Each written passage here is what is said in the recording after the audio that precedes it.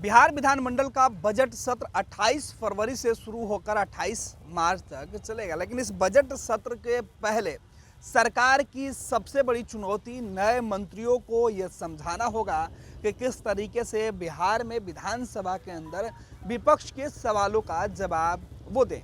दरअसल उनके मंत्रिमंडल विस्तार के बाद विभाग के अंदर पदभार ग्रहण करने के कुछ ही घंटे के बाद उनके ऊपर विभाग से जुड़े सवाल सदन में पूछे जाएंगे, जिसका जवाब उनको तलाशना होगा और विपक्ष को जवाब देकर शांत कराने की अहम जिम्मेवारी होगी। दरअसल बिहार विधानमंडल के बजट सत्र के ठीक पहले बिहार में एनडीए के शासनकाल के शासनकाल में तीसरी बार ऐसा हुआ कि अभी जब एनडीए गठबंधन फिर से बना, महागठबंधन से नीतीश कुमार अलग हुए, उसके बाद एनडीए के साथ आए, तब उन्होंने जब नई सरकार के गठन उन्होंने की, उसके बाद से यह तीसरा जो है एक्सपेंशन है वो किया गया, एक्सटेंशन कर दिया गया, माफ़ कीजिएगा।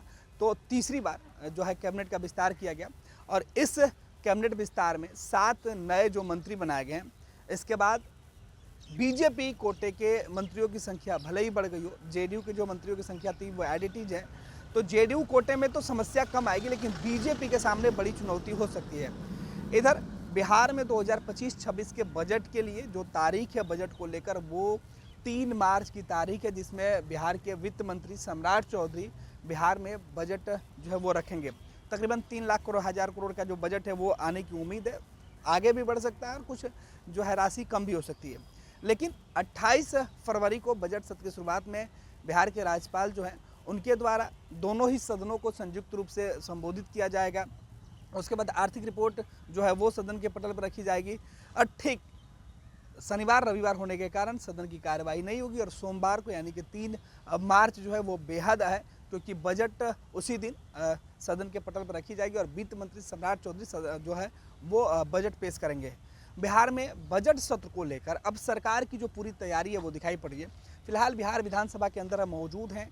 बिहार विधानमंडल के दोनों ही सदनों को पूरी तरीके से बजट सत्र के लिए तैयार कर दिया गया है, सजावटें कर दी गई है और इस बीच बजट सत्र के पहले सरकार की पूरी कोशिश होगी कि वो हर हाल में विपक्ष के सवालों का उचित जवाब दे, क्योंकि 2025 का जो विधानसभा चुनाव है वो इसी बजट सत्र के कुछ महीने बाद होने हैं। ये इस सरकार के टेन्योर का, इनके कामकाज का ये आखिरी बजट सत्र है और इस बजट में जो है वो चुनावी बजट भी हो सकता है, लोक लुभावन वादे भी हो सकते हैं। इसलिए कहा जा रहा है कि यह बजट सत्र एनडीए सरकार के लिए काफ़ी महत्वपूर्ण है। फिलहाल बजट सत्र को लेकर सरकार की कोशिश है कि किसी भी सूरत में सदन को सुचारू ढंग से चलाया जाए, तो दूसरी तरफ विपक्ष के तरफ से नीतीश कुमार को घेरने की पूरी रणनीति बनी हुई है। तेजस्वी यादव बजट सत्र के पहले दिन पटना में रहेंगे, इसकी जानकारी है। तेजस्वी फिलहाल पटना में नहीं है, लेकिन बजट में शामिल होने के लिए वो सीधे पटना पहुंच रहे हैं। अब दूसरी बात ये है कि इस बजट में विपक्ष की जो तैयारी है कि तेजस्वी यादव लगातार पूरे बिहार के एक एक ज़िला में जाकर घूम चुके हैं, लोगों से बातचीत कर चुके हैं, कई योजनाओं की उन्होंने घोषणा की है। लेकिन सबसे बड़ी बात, नीतीश कुमार की वर्तमान की जो सरकार है इसकी कमियों को तेजस्वी यादव ढूंढ कर लाए हैं और लगातार नीतीश कुमार से सवाल पूछ रहे हैं। बिहार में बढ़ते अपराध के मुद्दे पर, भ्रष्टाचार के मुद्दे पर, नौकरी के मुद्दे पर, नौजवानों के मुद्दे पर और सबसे बड़ी बात बीपीएससी के मुद्दे पर सदन के पहले दिन से ही विपक्ष और सरकार के बीच टकराहट दिखाई पड़ेगी। लंबे समय से बिहार में बीपीएससी परीक्षा में धांधली को लेकर, तथाकथित धांधली को लेकर जो छात्र हैं वो सड़कों पर हैं। छात्रों के आंदोलन में विपक्ष का भरपूर साथ मिला। राहुल गांधी तक छात्रों से मिलने के लिए पटना पहुंच चुके हैं। अब सदन में राष्ट्रीय जनता दल, कांग्रेस पार्टी और लेफ्ट की जो पहले से डिमांड है कि सरकार को छात्रों की बात माननी होगी और परीक्षा को कैंसिल करके छात्रों के हित में फैसला लिया जाना चाहिए। ऐसे प्रमुख मुद्दे हैं जो बिहार विधानसभा में विपक्ष के विधायक उठाएंगे मजबूती से, इसकी रणनीति है। साथ ही साथ सरकार को किस तरीके से मुश्किलों में डाला जाए, किस तरीके से कठिन सवाल पूछे जाए, इलाके में जो विकास नहीं हुई है उसकी तस्वीरें लेकर सामने आ जाए।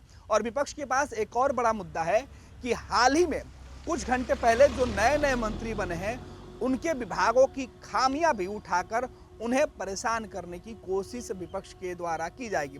फिलहाल बजट सत्र की शुरुआत जिस तरीके से होगी, आशंका है, उम्मीदें है कि हंगामेदार होगी। लेकिन इस हंगामे में क्या इस बार जो अध्यक्ष हैं नंद किशोर यादव, वो विपक्ष के विधायकों के हंगामे को कितना बर्दाश्त करते हैं? क्योंकि पूरे देश में यह देखा जा रहा है कि विपक्ष के विधायक जब सदन में हंगामा कर रहे हैं तो उन्हें या तो सदन से बाहर निकाल दिया जा रहा है या फिर उन्हें सदन से सस्पेंड कर दिया जाता है, जिसके वजह से बवाल अलग तरीके से होता है। अब देखना है कि बिहार में विधानसभा के अंदर क्या कुछ तस्वीरें होती है, क्योंकि एक ही टेन्योर में सत्ता और विपक्ष दोनों सरकार में रह चुके हैं।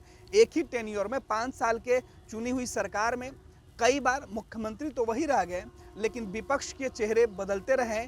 आज जो सत्ता पक्ष में हैं वो कल विपक्ष में हुआ करते थे, जो कल विपक्ष में हैं वो आज सत्ता में है। तो इस तरीके से कई जो तस्वीरें हैं वो बदली हुई है। और इन तमाम तस्वीरों के बीच सबसे खास बिहार में तेजस्वी यादव और नीतीश कुमार के बीच सदन के अंदर सवाल जवाब जब होंगे तो वो देखना होगा कि किस तरीके तक वो नोकझोंक जाती है। फिलहाल बजट सत्र की तैयारियों को लेकर विपक्ष के सामने चुनौती होगी कि पूरी एकजुटता से सरकार को घेरने के लिए एक साथ सरकार के खिलाफ चुनौती बने।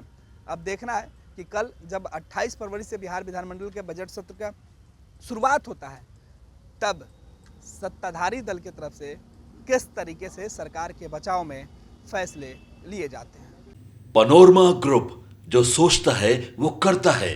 आपके अपने सपनों का आशियाना। ये लो मुंह मीठा करो, आज मैंने अपना जॉब छोड़ दिया, अब हम पूर्णिया वापस जाएंगे। जॉब छोड़ दिया है? मतलब ये घर कैसे चलेगा? हम करेंगे क्या? और माँ बाबूजी क्या बोलेंगे?